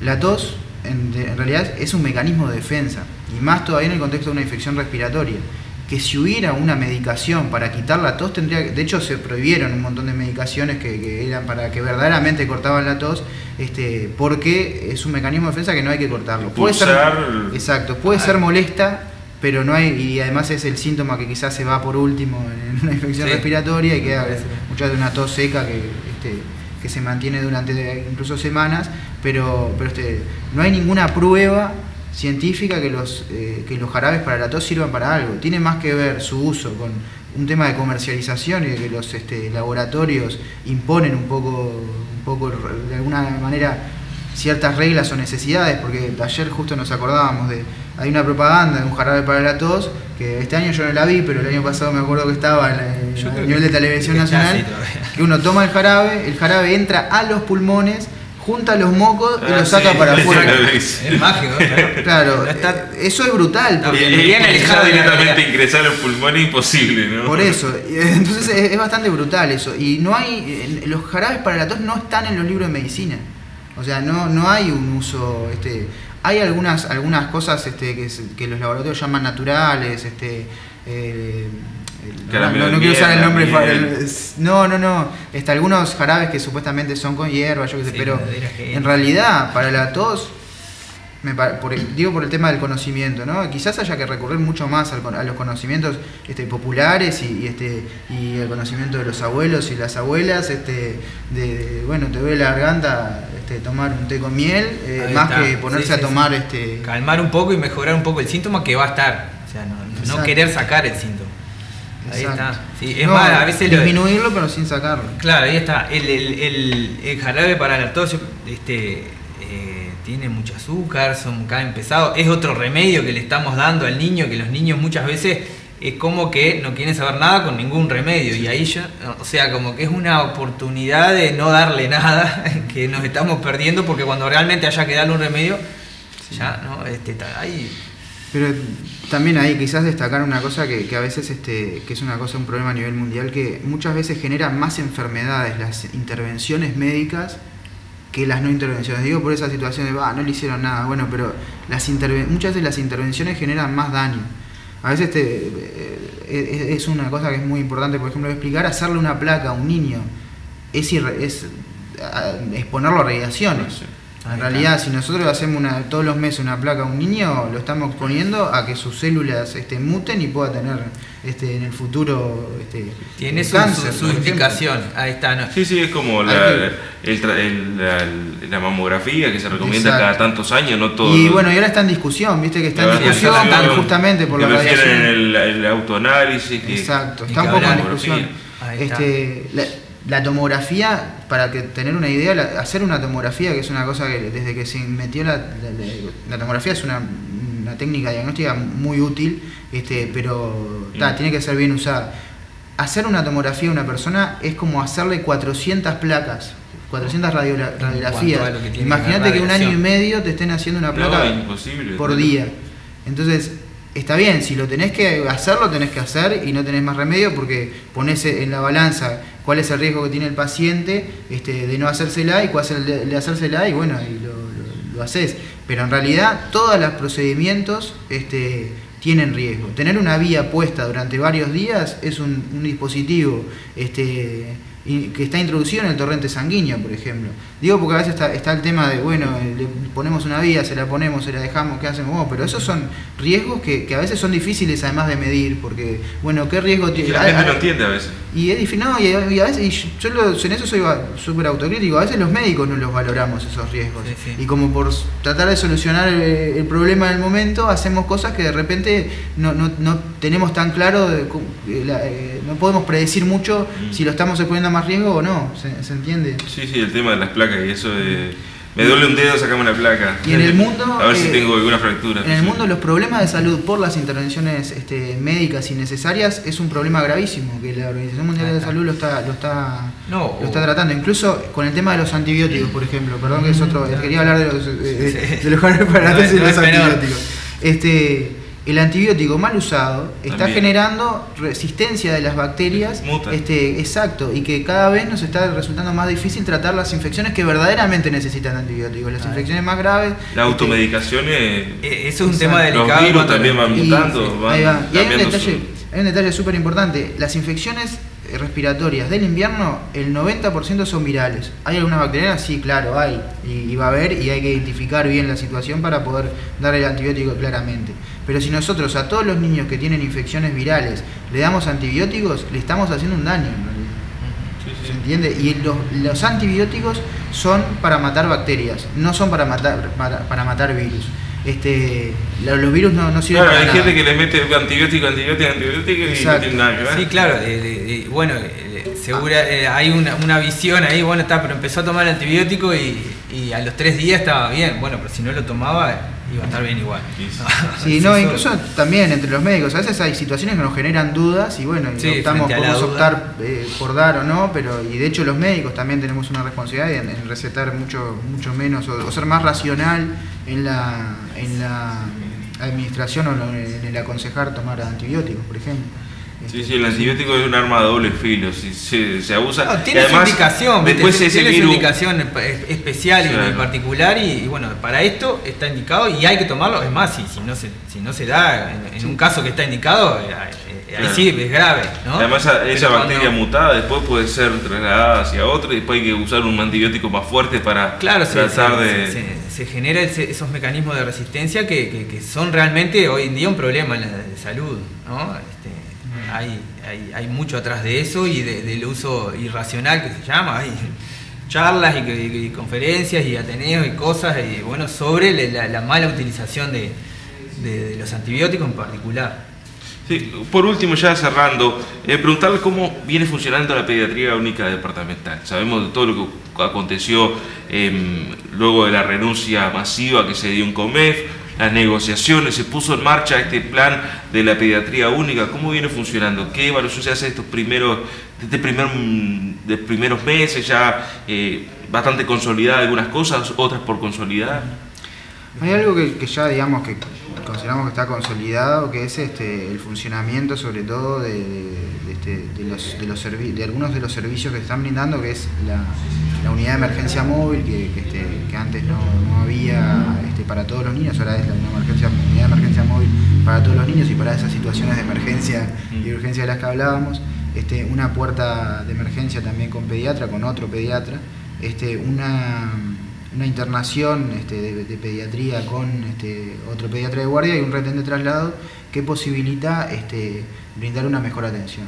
Todavía esto es un proceso trabajoso y el tiempo, el transcurso del tiempo es como muy importante para que se puedan lograr, porque se necesitan cambios culturales a nivel de los profesionales, se necesitan cambios culturales a nivel de las instituciones y las direcciones de las instituciones, se necesitan cambios culturales a nivel de la población también, en lo que hablábamos hoy, del uso del sistema de atención, y es como de largo aliento esto. Yo creo que por ahora es difícil hacer evaluaciones claras, sí que hay cosas que han ido más lentas, hay cosas que han ido más rápidas, y es como un continuo tire y afloje, pero si uno lo ve, o cuál es la perspectiva de acá a de repente 3, 4 años, y seguro, esto es lo que uno proyecta que puede ocurrir, se va a encontrar con que antes de todo lo que sucedió había un montón de dificultades en la atención pediátrica, y se va a encontrar con una maternidad nueva, con un servicio de pediatría que además incluso ya tenemos, porque ya se consiguieron los aparatos de oxigenación de alto flujo, justamente para el tratamiento de infecciones respiratorias, que lo vamos a poder hacer acá. Antes esos niños los teníamos que trasladar a Montevideo o a algún CTI, y con una organización mucho más firme, incluso pudiendo hacer estas actividades de contacto con la población, de ser de repente verdadera referencia para la población, con un departamento de pediatría organizado y funcionando, pensando mucho en las necesidades de los niños y de los adolescentes, ¿no?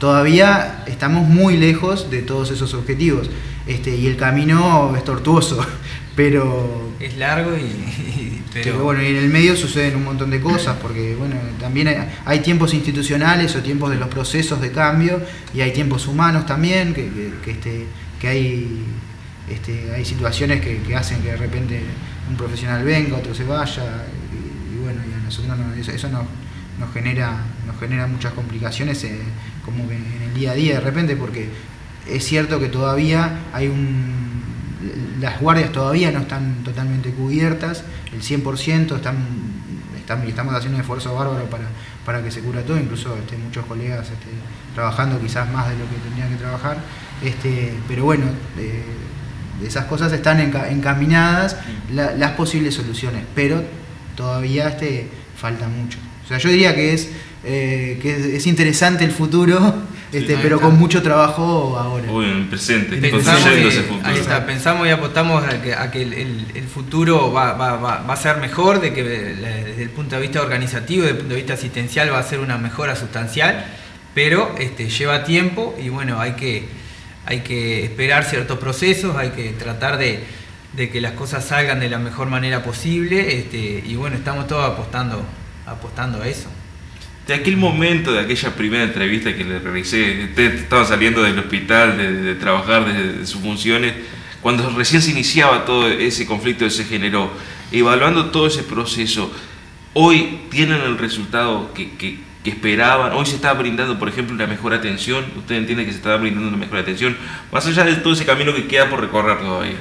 Yo creo que lo único, digamos, no, una de las grandes cosas que nosotros tenemos para rescatar es que la atención es distinta a lo que era antes. Con un montón de dificultades iguales a las que había antes, claro, pero con una capacidad de respuesta mayor. De hecho, eso se ha visualizado en un montón de momentos, en algunas situaciones en particular, que hubo una bueno, esto fue noticia también, el tema de las intoxicaciones, por ejemplo, sí. Hubo una respuesta que quizás en otro momento no hubiera sido posible, que se hicieron 3 traslados especializados con diferencia de unas horas, o bueno, por eso te digo, a veces el uso de los sistemas de salud. Hace un tiempo a mí me tocó, por lo menos, estando de guardia, un accidente de tránsito que nos decían una cantidad de víctimas muy grande, y sacamos 2 ambulancias especializadas pediátricas para poder atender ese accidente de tránsito. Después en realidad llegamos y estaban todas las ambulancias de Florida, y en realidad las víctimas eran mucho menos y mucho menos graves de lo que nos habían dicho. Pero las respuestas, sobre todo frente a las situaciones de verdadera emergencia, son distintas a las que eran antes, y eso es lo más notorio. Y lo otro es el acceso de todos los niños a una atención mejorada y para todos igual, ¿no? Pensando en la equidad, eso digamos que está instalado, eso está instalado. Hay un montón de cuestiones que tienen que ver con el fundamento que no están todavía aceitadas, que nos generan dificultades, pero nos generan dificultades a todos los días. O sea, no es que nos generen solamente a los pediatras, genera dificultades a la gente, a nosotros, a las instituciones, y que tiene que ver con ese cambio de repente cultural que tiene que haber para poder organizar mejor la atención. Pero bueno, y en los cambios culturales... que no haya pacientes de primera y de segunda, ¿eso generó dificultades, generó problemas o algún conflicto? No, yo no... De que hoy todos los niños tengan la misma atención, sean privados, sean públicos, tengan la misma atención, ¿eso genera sí, quizás no es algún temor en...? No sabría decírtelo. Creo que igual no es que hubiera pacientes de primera o de segunda. Sí, pero a veces se entendía eso, sí, que se atienden en lo privado, bueno, tiene... Más allá que después el médico que atendía en lo privado atendía y él prácticamente lo atendía de la misma manera. Puede ser porque en el Uruguay, o por cómo es la historia de la salud del Uruguay, el atenderse en una mutualista eso no solamente tiene que ver que de repente con la atención real que brinda la mutualista, sino con un tema de estatus social, claro. Eso sí puede ser. Igual yo no creo que lo que a mí me parece que lo que pasaba es que las 2 instituciones tenían problemas distintos. Quizás hace más de cobertura de guardias, por lo cual muchas veces en el hospital no había guardias. Yo trabajaba en el hospital y de hecho soy funcionario de ACE. y quizás en comer más problemas de funcionamiento y de aceitar la forma de trabajo. Pero no sé estoy seguro si quizás a nivel general el sistema de salud uruguayo quizás todavía está en una situación donde las instituciones deberían estar más preocupadas quizás en atender a las personas que necesitan ser atendidas y no en visualizarlo como una cuestión meramente económica, ¿no?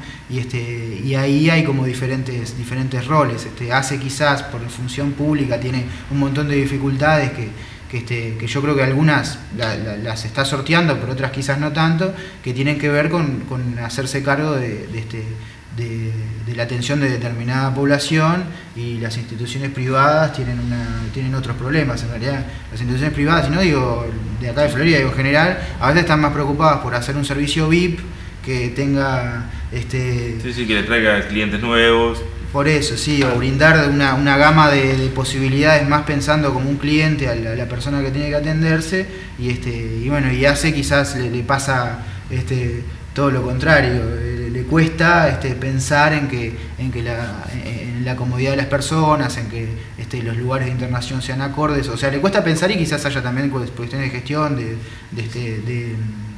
y de financieros, yo sé, no conozco exactamente cómo es el funcionamiento de ACE a la interna de la gestión, pero es obvio que el mantenimiento, el Sistema Nacional Integrado de Salud, al mantener un sistema privado y un sistema público, y al quizás tener dificultades para llevar a ese sistema público a un nivel de excelencia en algunos aspectos, porque en muchos aspectos el sistema público es mejor que el privado, lo que pasa es que eso como hay una cuestión de ahí pero en muchos aspectos el sistema público es mucho mejor. El tema de la publicidad. En el privado se hace mucha publicidad y mucho marketing, te muestran lo que te quieren mostrar, y después exacto. En el privado, en el público prácticamente es lo que hay, no hay mucho misterio ni hay mucha publicidad que se haga al respecto. Sí, sin embargo el sistema público, por lo menos a nivel de pediatría, tiene un montón de cosas muy interesantes, que de hecho muchas veces las instituciones privadas necesitan del servicio de la Fundación Pérez Escrimini, por ejemplo. En realidad muchas instituciones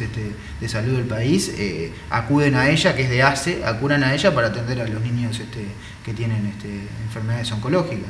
Y bueno, y eso no se comenta mucho, por ejemplo, yo qué sé, y sin embargo es un prestador público a través de una fundación que termina atendiendo a muchos niños del país que no son... Y reconocida a nivel latinoamericano también. Exacto.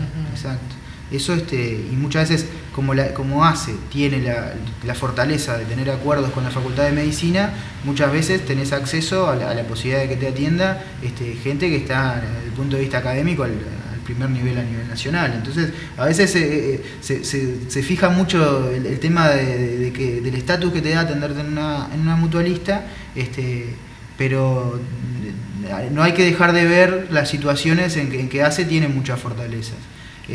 ACE, y el sistema público en general, porque el sistema público está el hospital policial, sanidad militar. Y acá hay una apuesta un poco también vamos a juntar lo mejor de todo, lo mejor de cada lado, juntarlo y trabajar en función de eso. Creo que la apuesta en el fin es ese, ¿no? Y también queremos transmitirle a la población, como así en algún otro momento, como vos nos decías hoy, de aquellas entrevistas, así como en aquellos momentos capaz que indirectamente quedó una sensación de angustia, de incertidumbre con la población. Bueno, ahora queremos transmitirle que no está todo arreglado, pero estamos yendo hacia eso, y la apuesta es justamente esto que estábamos hablando recién, juntar lo mejor de las instituciones público y privadas y para ofrecer un servicio mejorado. Es que la complementación en sí, en el marco del Sistema Nacional Integrado de Salud, apunta a eso, o sea, apunta a hacer foco, no tanto en las necesidades de las instituciones, sino en las necesidades de las personas. Y ese es el foco, y en la calidad de la atención, o sea, lograr una calidad de atención que sea lo mejor posible con las herramientas que tenés, y si no tenés algunas herramientas, conseguirlas. Cuando ustedes comenzaron con todos esos reclamos, ¿ustedes procuraban de que se genere esto, la pediatría única? ¿Este era el objetivo que ustedes tenían? Yo creo que capaz que no estaba en el orden del día, pero creo que en el fondo nosotros teníamos, lo que pasa es que la visión era como un poco como utópica. era como, qué bueno que si se pudiera en realidad, después de tener ciertas cosas en vista, yo hablo en algunas cosas a título personal también, ¿no? Pero qué bueno si se pudiera llegar a eso. Entonces, claro, muchas veces era, bueno, sí, estaría buenísimo, pero estamos como lejísimos. Y Sí, después las cosas querían mejorar allá en Comef. Claro, el tema es, claro, ahí está, salto. pero no, queríamos mejorar y surgió el tema de las renuncias de Comef y todo, pero los problemas en ACE eran reales y eran también embrumados también, ¿no? O sea, O sea que el logro fue superior a lo que ustedes aspiraban en esa visión, tal vez, bueno, hasta acá podemos llegar. Porque en las negociaciones uno aspira mucho, pero después se logra 3/4 partes. Sí.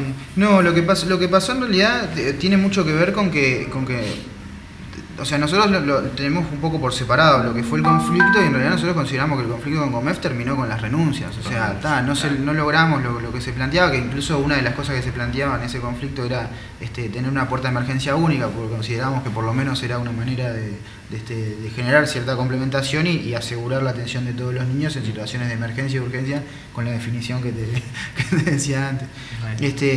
Lo que pasa que después, al vernos enfrentados a esa situación de renuncia, lo que hicimos fue, a través de la Sociedad Uruguaya de Pediatría y del Ministerio de Salud Pública y del Sindicato Médico del Uruguay, plantear, bueno, nosotros estamos disponibles, nosotros lo que hicimos fue renunciar a una empresa, pero nosotros queremos buscar la manera de seguir, de estar, digamos, a la orden de los niños de Florida, independientemente de cómo se realice. En Florida hay dos prestadores integrales que tienen sede base en el departamento, que es ACE y Comef, y bueno, ¿y qué podemos hacer? Y en realidad fue eso.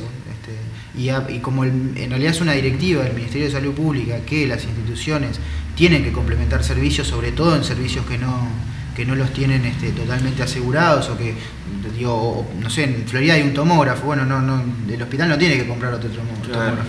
Hay que buscar la manera de que se le dé el mejor uso posible al tomógrafo que tiene que comer. Sí, que compre otra cosa de hecho, del departamento. Por eso, o sea, si el hospital de Florida dijera que va a comprar un tomógrafo, el Ministerio de Salud Pública tendría que decir, no podés. Comprar otra cosa, comprar...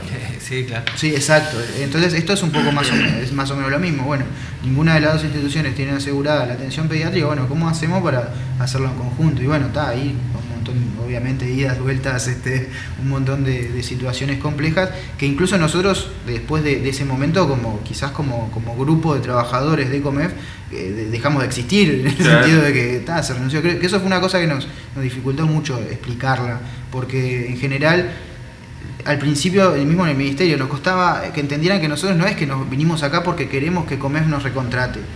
Nosotros renunciamos a Comef y no trabajamos más en Comef. Ahora somos un grupo de pediatras sueltos en el sentido de que no tenemos un compromiso laboral. Claro, por lo menos no tenemos una dependencia con ninguna institución, pero que estamos comprometidos con la atención en Florida y queremos ser parte, o por lo menos apostar a poder solucionar el problema. Y ahí, claro, eso hizo que en realidad el ministerio fue el que planteó la complementación y que ese era el camino, porque de hecho está escrito en las leyes del SNIS, del Sistema Nacional Integrado de Salud, están escritos como la complementación como una herramienta muy importante para adecuar los recursos. Sí, y además las relaciones con Comef prácticamente habían detonado totalmente, porque se había generado un ida y vuelta bastante complejo, donde se empezaron a tocar temas bastante escabrosos en el sentido de que dañaron mucho la relación, porque se hablaba de que prácticamente los pediatras reclamaban lo que era simplemente dinero, y por allí también hubo declaraciones fuertes desde el presidente de Comef. Esa relación se pudo subsanar, se pudo hablar más tranquilo luego de que pasó todo esto. Lo que pasa es que siempre es complicado cuando las cuestiones se llevan a términos personales. Nosotros en realidad no nos interesa, o por lo menos siempre como grupo nos manejamos así, y en las intervenciones que tuvimos, de no personalizar. Esto es un tema de un grupo de funcionarios, una empresa, ahora dos empresas y el Ministerio de Salud Pública, y en realidad quizás los errores pasaron por eso, por personalizar demasiado. ¿Dos empresas por qué? No, por ACE, porque digo ahora el departamento de Pediatría de Florida está es un departamento que complementado, que es de ACE y de COMEF, digamos, que cada uno, digo, de hecho están en periodo de negociación de un montón de detalles de cómo se definen los acuerdos finales de la complementación, pero no, de hecho sí, obviamente, es un proceso difícil que también lo va a definir el tiempo, creo. Hoy la relación entonces están más o menos... No, sí, o sea, ya te digo, nosotros es como que se empezó de nuevo, y yo creo que de hecho, o por lo menos para nosotros, o sea, es difícil olvidarse absolutamente de todo lo que pasó, porque justamente tener memoria importa mucho para el futuro, pero no estamos en una situación donde creo que haya un enfrentamiento. De hecho, estamos en un montón de ámbitos sentados negociando juntos y tratando de buscarle la solución. Claro, el error, como decía Mario, el error está a veces llevar cosas a títulos personales, porque en realidad que, por ejemplo, él lleve adelante ciertas cosas o yo lleve adelante otras y otro compañero otras, no quiere decir que a él se le ocurrió o que yo quiero hacer por mí. No, hay pila de cosas que van en un sentido. También yo apuesto con una visión capaz que bastante optimista, apuesto a que hay cosas que se van a subsanar con el tiempo y que las explicaciones se van a dar solas, o sea, tipo, mirá que... Y en su momento también se habló de que el sindicato médico en Uruguay quería establecerse en el interior y esto era como una manera de impulsarse, por eso apoyaba este conflicto, era que más allá del problema de los pediatras era un tema de el sindicato médico con la federación, la que nuclea a ¿cómo que se llama? La FEMI. La FEMI, claro, que era un enfrentamiento entre FEMI y sindicato médico del Uruguay. Como que estaba eso mezclado más allá de los problemas. Hay cosas que por ahí están yo desde un punto de vista capaz que no tan conceptual, pero sí un poco más sentimental, por decir de alguna manera, desde el punto de vista que hay cosas que como que vienen con un contenido histórico inclusive, ¿no? Y que eso a veces uno no lo tiene en cuenta porque, bueno, para nosotros en realidad el Sindicato Médico del Uruguay fue una herramienta que como trabajadores nos permitió movernos y llegar a un objetivo o nos ayudó a proceder de una manera que, desde mi punto de vista, una manera muy profesional, muy adecuada de acuerdo a las circunstancias. No fue más que eso, no fue, viste que el sindicato médico, no como una conspiración así, no, estuvo muy lejos de eso, o sea, no hubo nada de eso, ¿tá? Si hay, capaz que hay cosas que tienen como corporaciones, la FEMI, Sindicato Médico del Uruguay, bueno, eso capaz que atrás vino algo, pero digo... Alguno que aprovecharlo. No fue algo que haya sido premeditado ni...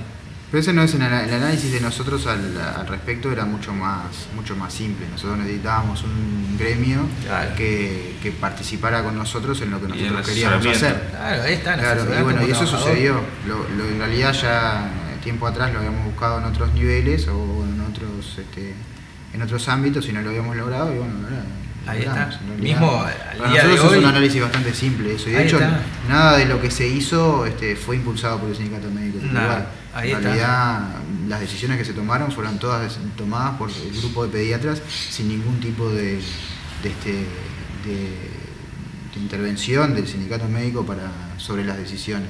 Y eso es una cosa que me parece que de hecho que no se entienda, le generó un montón de problemas a las instituciones, que incluso seguramente demoró mucho encontrar soluciones en que se depositaron como que el problema era ese. De hecho, en la comisión del Senado en la que fuimos, varios legisladores apuntaban a eso y en realidad lo que se estaba hablando era otra cosa. Lo que se estaba hablando era de cómo organizar la atención de los niños de Florida. No estábamos hablando de si se peleaba el SMU con FEMI. A nosotros no nos importó eso en ningún momento. Sí somos conscientes que la participación del Sindicato Médico Uruguay iba a generar alguna dificultad en FEMI, pero más por la percepción de intromisión y porque, bueno, pero a nosotros somos trabajadores y necesitábamos un sindicato que nos defendiera. No encontramos otro. Bien, le agradezco mucho por su visita y por este extenso análisis que nos ha realizado tanto de la situación que se vive hoy día con todas las enfermedades que que pueden afectar a los chiquilines, y también esto de pintar el panorama, cómo se encuentra hoy la pediatría única, porque quizás haya personas que no hayan entendido cómo se solucionó este tema, cómo vienen los distintos aspectos que se deben de ir mejorando, como tú decías que quedan algunos detalles por definir. Seguramente en los próximos meses tendremos nuevamente integrantes de la pediatría única para seguir informando a la población sobre distintos aspectos, porque también la salud en prevención es muy importante. Muchas gracias. Gracias a ti. Nosotros nos despedimos de esta edición de Expresiones a través de TVD Florida HD. Gracias por su compañía. Nos vamos a encontrar en la próxima jornada para seguir compartiendo más información aquí en Canal 23. Chao.